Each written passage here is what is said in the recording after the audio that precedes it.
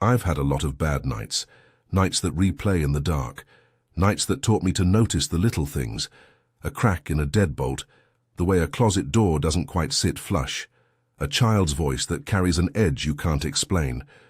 But 3 of those nights stand out so sharply that I still remember exactly how each one smelled, exactly where the light fell on the hallway rug. These are the 3 babysitting nights that changed me. They took place in ordinary houses in neighborhoods I'd grown up thinking were safe. They involved people I trusted, and children who were supposed to be protected. If you like real-life horror, and you want to hear what went wrong on nights that felt like small domestic tragedies, stick around. And if you're into this sort of thing, consider subscribing. I want to tell you everything, start to finish. Story 1. Charlie. I was 15. I was 15 and felt invincible in the way teenagers do. I had a cloth backpack with a frayed zipper, a flip phone that fit in my palm, and enough confidence to believe I could handle any easy babysitting job. Mark and Diane were friends of my parents. They had a small house 2 streets over, trim hedges, a mailbox with their names on it, a porch swing that creaked in the breeze. Their son Charlie was 5, wide-eyed, sticky-fingered, the kind of kid who still wore dinosaur pajamas and fell asleep with a half-eaten grilled cheese beside him. They wanted someone there Friday night so they could go out to dinner. They'd leave the door unlocked, or so the instructions went, because they trusted their neighbors, and their deadbolt, they told me, usually jams, so no need to stress about it.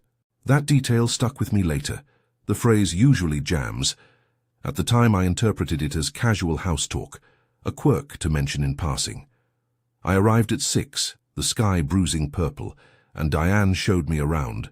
The guest room on the 1st floor with a bright floral quilt, where I was to sleep if I stayed late.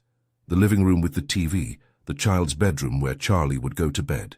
She asked me to keep the hallway light on, and to check that the closet door stayed closed. Charlie's imagination, she chuckled. He thinks monsters hide in the corners, she said. I laughed. I meant the laugh to be light.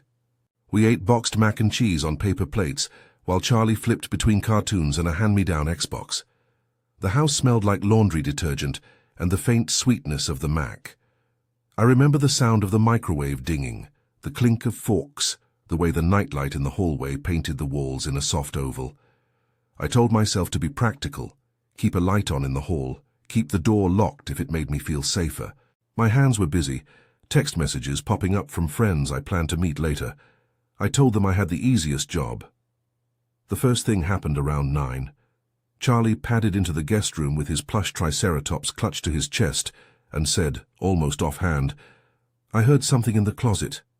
I looked at him, smiling in that way adults do to calm children. "Probably the house settling," I said. He shrugged, eyes serious, and went back to the living room. I walked to his closet, ears tuned to the ordinary noises of a house, pipes, the refrigerator humming. The closet was full of sweaters and a laundry hamper. Nothing moved. I closed the door, knowing in my head that this was a child's thing and nothing more. But then it happened again. 10 o'clock later, Charlie came to the guest room where I was flipping through channels and said the same thing with a different tone, quieter, like he was testing me to see if I would take him seriously. "There's someone in the closet," he said. His lower lip trembled. He preferred to be brave. I told him to climb into my bed for a minute and took his tiny weight against my side. I told him a story to distract him, to pull him from his worry, and I meant every syllable. After a while he left to go to the bathroom, and I decided to check the closet more thoroughly. This time the door was open, just a crack. Not flung, not wide, but a sliver of dark between the hangers. In my memory, the hallway light made a thin bar across the carpet. I remember the sense of something being off, a hiccup of thought. Did I close it? I could have sworn I had. I told myself that small things were small. I said out loud, "Okay, just your imagination," and shut the door. Then Charlie came back, his eyes huge. He pointed to the corner of the room next to the closet, and suddenly, without warning, he said, "There's someone hiding behind the basket." I thought, of course, he was inventing monsters to be dramatic, but his finger did not shake. It wasn't an imaginary game, it was steady and real. I moved toward the closet and my stomach pitched. The laundry hamper, an overstuffed cloth thing with a blue rim, had been pushed out of place. There was enough of a gap between the closet wall and the hamper for a person to crouch. At that exact moment, the air in my lungs felt much colder. I saw a pair of eyes. Not wild like a fox, not animal, human. They were low to the ground and looking straight at Charlie and me. For a half-second that lasted forever. Those eyes met mine.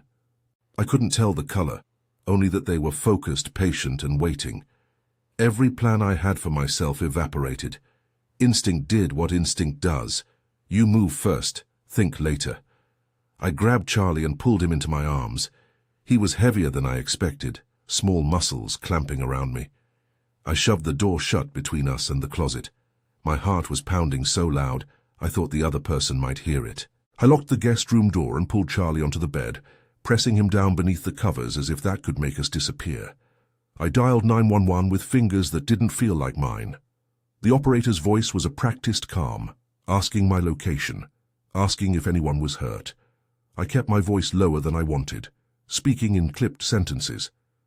I'm babysitting. Someone was in the closet. I have the child in my room, the front door. I'm not sure, it might be open. The operator asked me to stay put and to be quiet, to stay out of sight. I did what she said. I remember the soft click of my phone screen as it went almost blank from my grip. Footsteps then, rapid outside my locked door, voices like the echo of thunder. A polite male voice, then a harsher command. Police! There was a thud at the front door, and I felt the house vibrate. Later, after the officers had swept every room and asked a dozen questions, they told me the front door had been open. Not cracked open, standing ajar like someone had left in a hurry or been interrupted.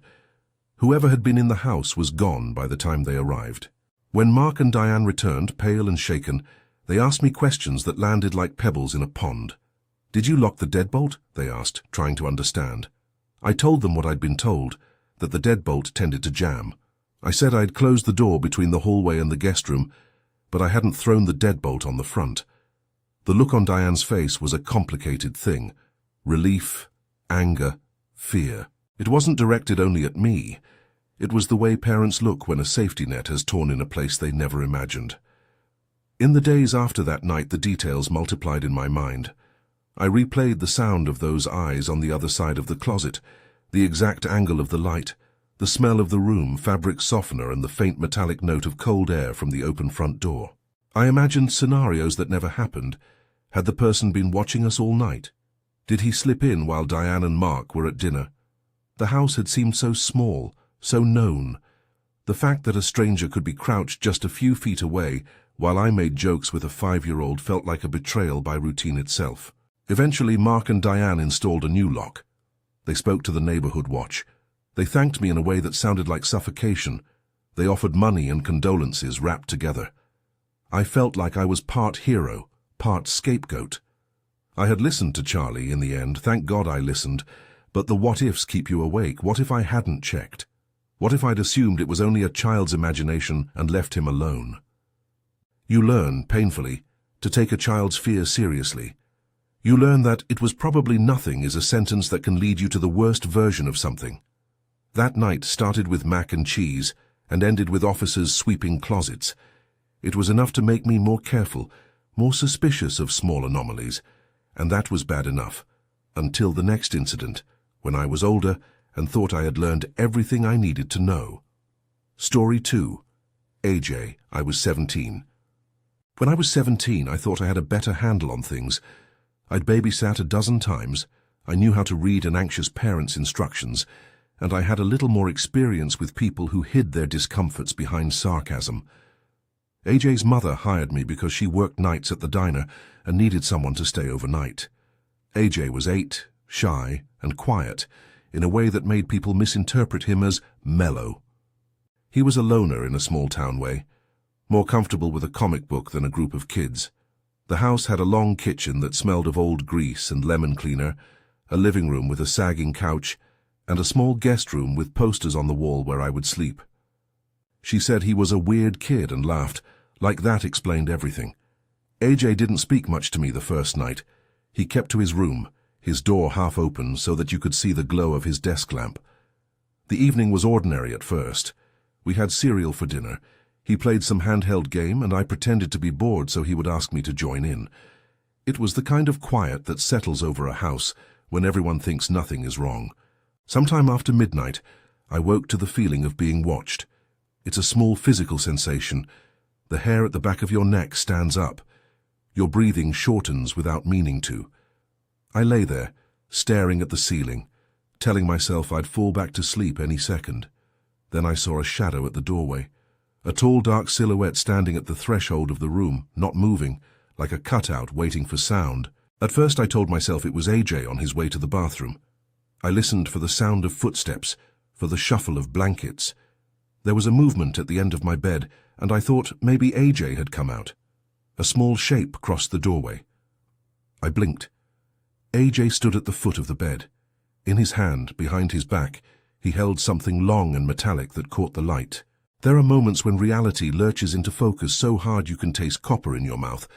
The shape in his hand became a knife as he stepped forward, slow and deliberate, like a scene that had been rehearsed in some private theater only he had access to. It was a kitchen knife, the kind with a black handle and a wide blade.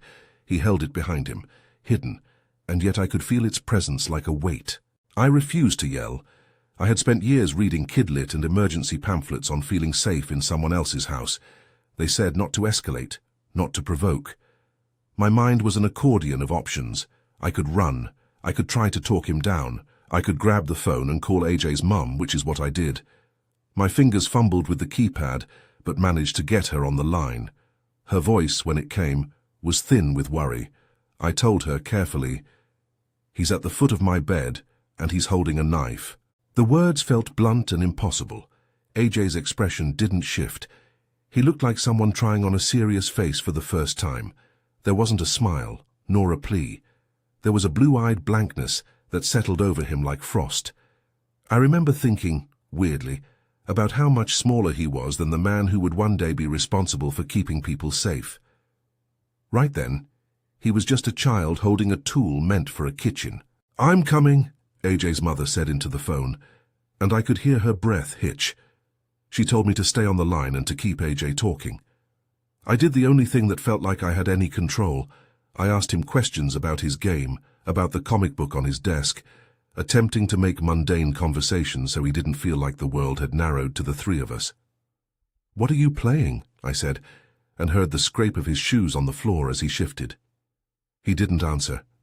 He slid the knife back behind his legs, and then, as if he'd simply decided it was time, left the room. He went to his mother's bedroom door and stood there. She answered on the first ring. The conversation that followed was quick and charged. A word from AJ, a harsh exchange, a reasoned voice that tried to unspool something from his behavior. Then, headlights in the driveway and a man I'd never met before. The ex-husband, she later explained, arriving, angry and shaking, and taking control with a grip on AJ, I would later realize was more complicated than it looked. I left that night with my stomach hollowed out. The image of an 8-year-old holding a knife had lodged in me like a splinter.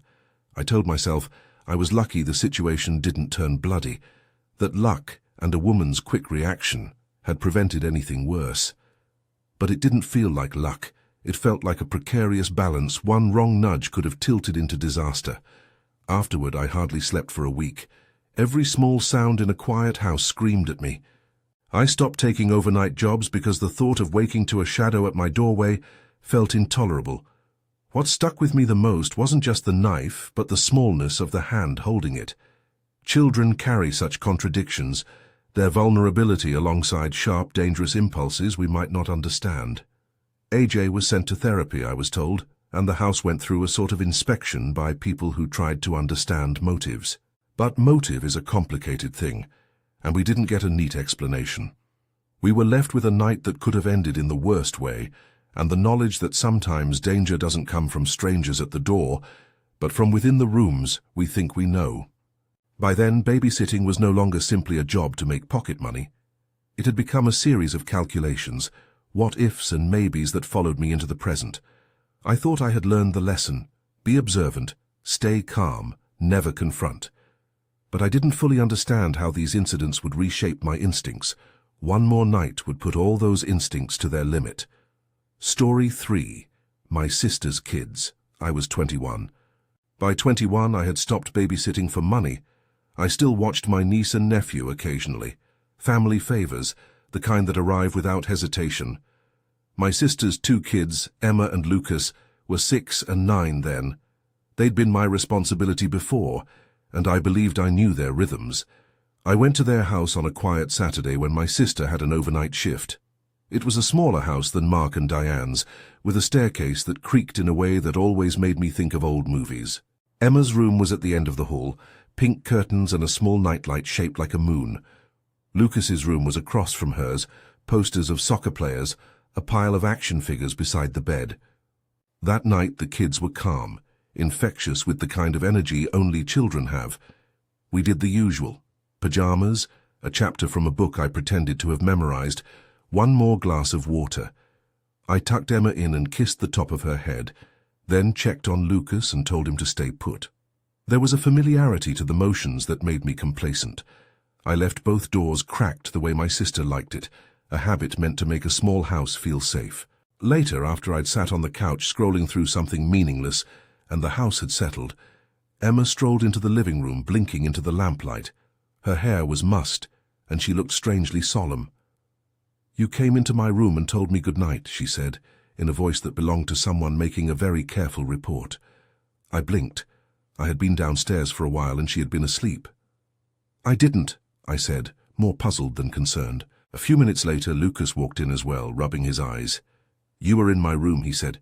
"You patted my head." His voice had a strange cadence, like he was repeating a memory that felt off.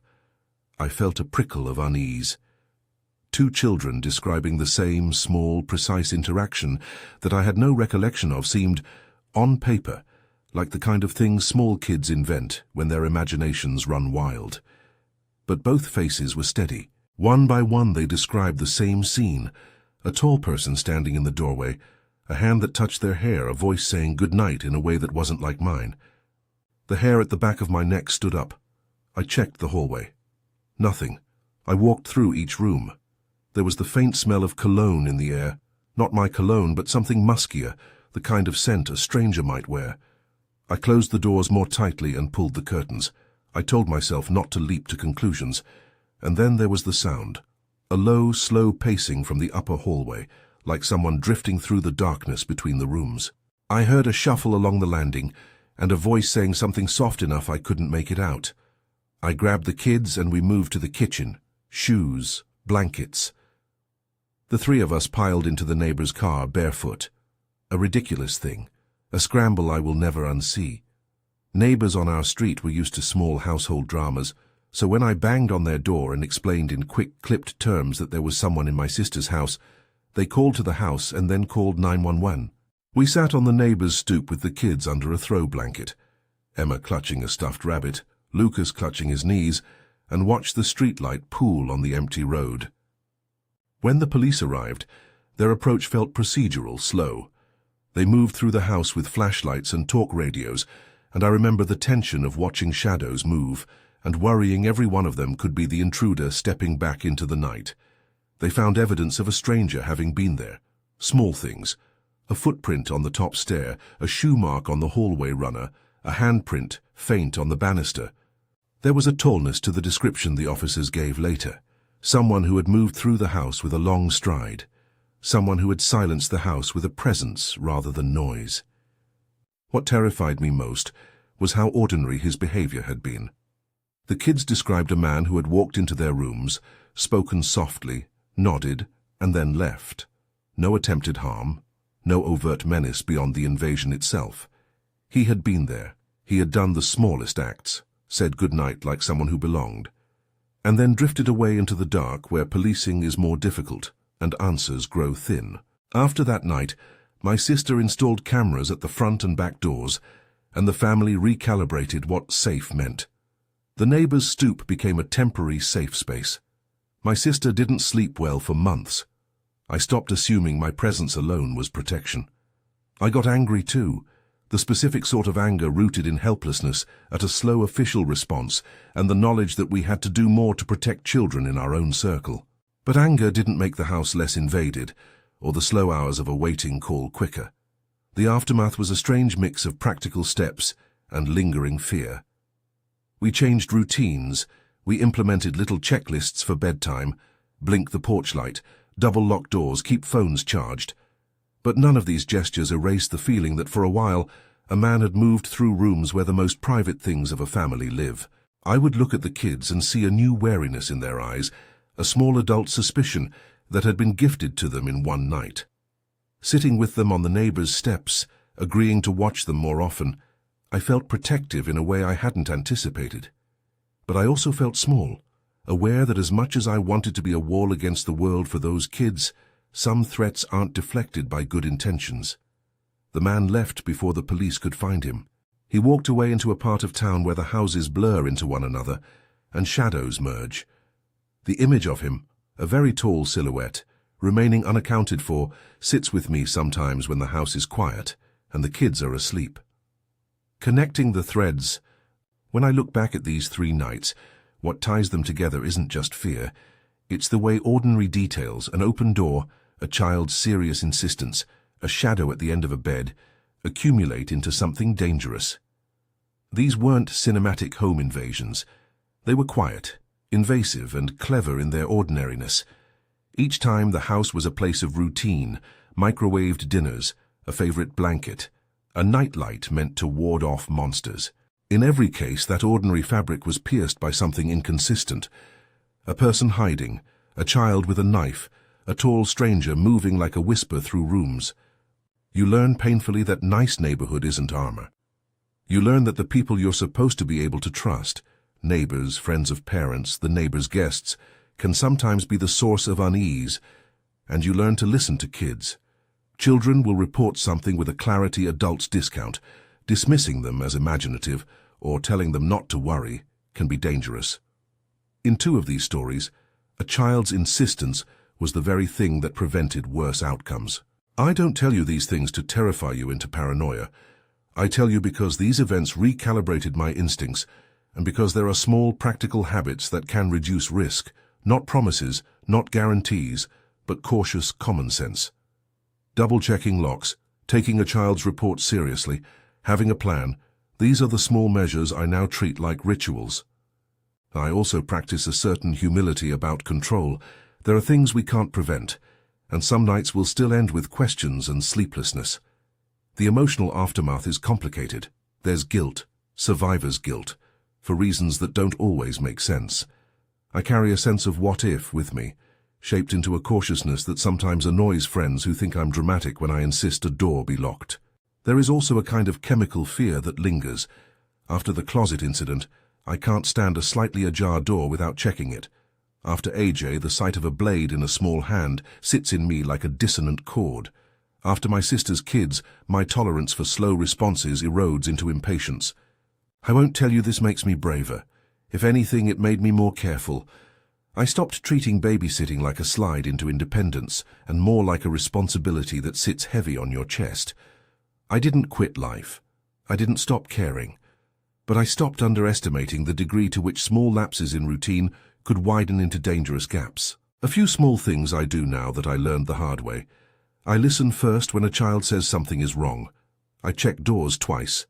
I make sure there's a charged phone nearby, and I note an exit route in my head when I enter an unfamiliar house. I don't approach strangers in a house. I call authorities and wait in as safe a place as I can. None of these moves will save you in every scenario. There are no ironclad guarantees. But they increase the chances that a weird moment doesn't become a tragedy, and the psychological cost, it's worth naming. There is fatigue that comes from dark nights replayed in your mind, a small grief for an innocence you thought you had and didn't. There's the impulse to apologize for things beyond your control. There are the changes in relationships, the way parents look at you afterward, the sense of being part of a family story that might have been a footnote in somebody else's life, but became for you an indelible chapter. If you're a parent or a babysitter, or someone who offers to watch a friend's kids, my plea is simple. Believe the kids when they tell you something's wrong. Take a child's fear seriously, even when it seems small. Secure what you can, yes, but also be willing to act without embarrassment if something feels off. Prioritize safety over smooth social relations in the moment. Call for help when you need it. There is no shame in being cautious. Before I close, I want to say something for those who've never had a night like these. It's easy to imagine that bad things happen only to other people. They don't. They happen in sources of comfort, lifelong neighborhoods, parties where everyone knows each other, polite streets lined with maple trees. The most ordinary night can slide sideways in a way you never expected. If you have a babysitting nightmare of your own, something that's kept you up, reshaped your habits, or taught you a hard lesson, share it in the comments. These stories teach us in a way statistics never do. Hearing other people's experiences builds a kind of collective awareness that can make situations prompt better reactions next time. If you found this meaningful, and you want more real-life accounts that unpack what goes wrong and why, subscribe to the channel. Tell me your stories, and let's look out for each other. Because the things that keep us safe are often the things we learn from each other's hard nights.